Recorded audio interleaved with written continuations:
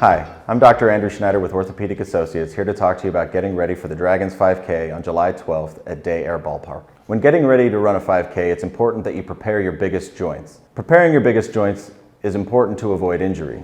I recommend doing background research online to find a good beginner's introductory program to initiating a new endurance sport like running. This will incorporate both short and longer term running to get your body ready for the race. It will also vary the intensity in order to make sure that you're race ready. When training, it's important to recognize the signs and symptoms of what is normal muscle soreness associated with your training versus what's a major injury. Major injuries typically involve acute onset of pain that happens in a sharp fashion at the moment that it occurs. Muscle soreness is typically the following day or days after an increase in activity. If you're worried that you have a major injury, rest, ice, and elevation are very important to help with swelling and pain. Anti-inflammatories can be helpful if your doctor is okay with you taking them.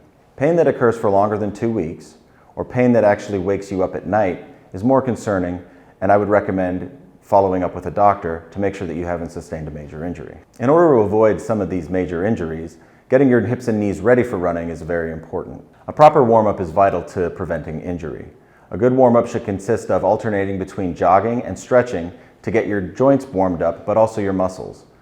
As your muscles warm up, you'll find that you'll have more flexibility and your hips and knees will be more resistant to injury. One thing that I like to incorporate in my warm-ups as well is foam rolling exercises. So get a foam roller and start rolling out your IT band, your quads, and your hamstrings.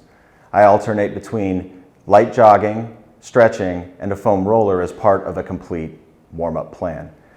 Plan for taking at least 30 to 45 minutes to appropriately warm up, and this will make your joints more resistant to injury. Some of the more common injuries that we see when initiating a new endurance sport like running are injuries around the knee. So pain in the IT band on the outside of your knee or pain near your patella tendon is pretty common. This is something that you should be aware of and tailor your training to back off a little bit. I don't necessarily recommend stopping altogether unless the pain is too intense, but you'd like to back off a little bit in order to build back up.